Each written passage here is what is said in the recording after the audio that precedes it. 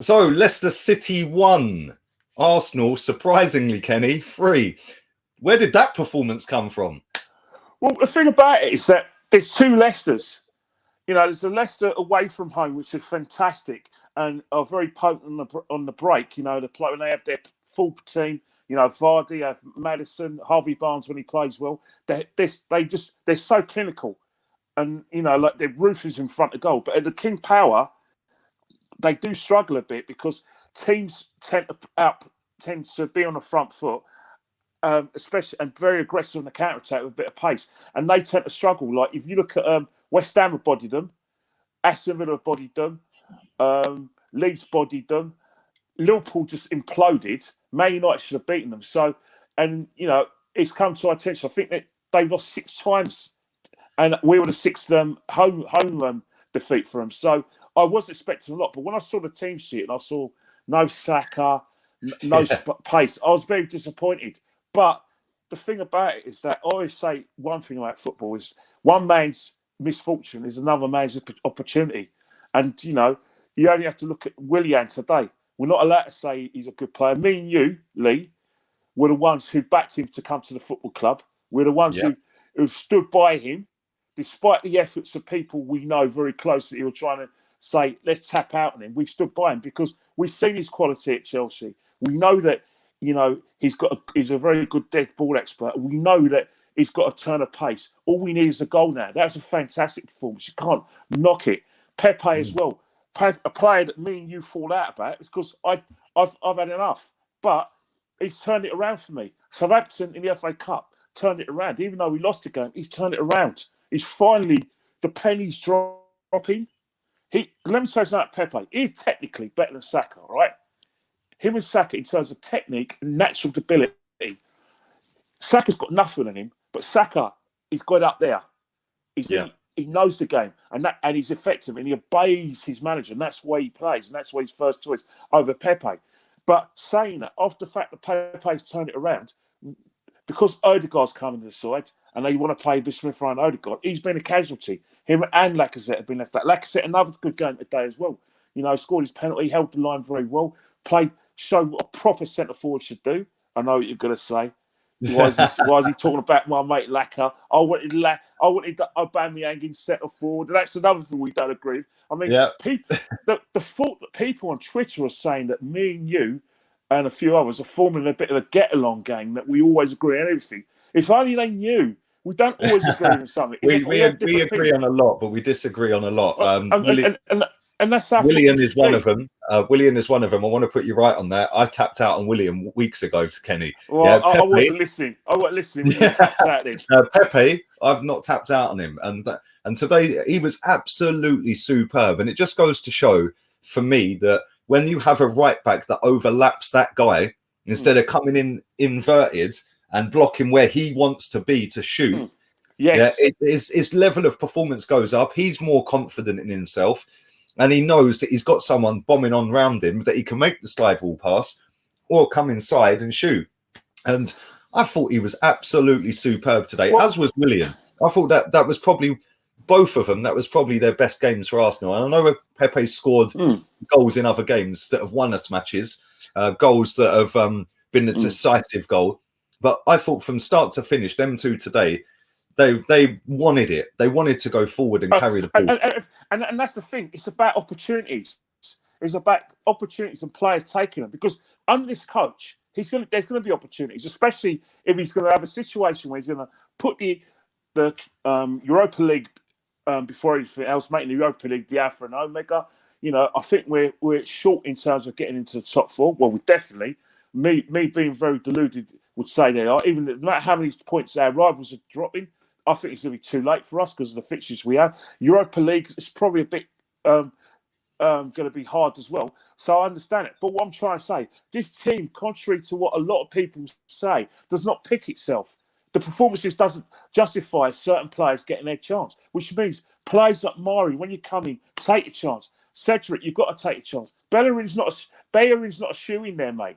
He's not a shoe in there. It's not personal. It's just that you've just mentioned a tactical default that Bellerin has, an inverted right back, which means an inverted right back he is killing whoever plays in that position. So, Saka is going to be annoyed because he's going into spaces, and poor old Pepe's got spaces. But when you look at now, you've got a player like Cedric Suarez, who's probably been better coached than Hector. He looks like $1 million, and because he's got good coaching and a good football brain, he could play at the left back as well. So in that respect, there are situations where you can look at that player and say, right, there's someone in there who's better than you. The same way we looked at Willian at the beginning of the season, same way I looked at Pepe. Same thing like Aubameyang as well. When Lacazette plays like that, you don't miss Aubameyang, because it's all about taking opportunities. And that is the frustrating thing about that, is that there are some good players in this football club. All right, they have. Right. Let me tell you something. Let me rephrase this. Right, we all know that Mikel can coach. All right, we know that. We don't. One thing is that we didn't hire Mikel to be a coach. We hired Mikel to be the team manager and to pick the formations correctly, to motivate the teams, and be a bad manager. On those things that we've hired him for, he's not good enough, and it's not working. He shouldn't be in a job. And the reason why we're angry with him is because he's got a better personnel to work with. All right. Yeah. We understand that Mikel, as his pets, that he likes David Luiz, he likes Willian, he likes Granit, because they're leaders and they could be his managers in the field. He doesn't particularly see Ober as his manager in the field, but he's just like a typical foreign coach who, if you're the best player in the team or you're the biggest name, you get the captaincy. Well, you know all this. And that's why we get frustrated. It's because it's not working. Clearly, everything's in place. The money's been spent. He's got money to spend. He's become the team manager. He's got rid of the deadwood that we asked for. Probably a bit too late, but it's still not working. We shouldn't have a situation where the Europa League's a be-all and end-all thing. We still need to be looking in the league. And that's why we're angry. And that's why we're looking at the situation. And when we see players like Willian playing well, we see players like David having a good game, we see players like Lex having a good game, we are going to look at his team selections and his management and say, this is crap.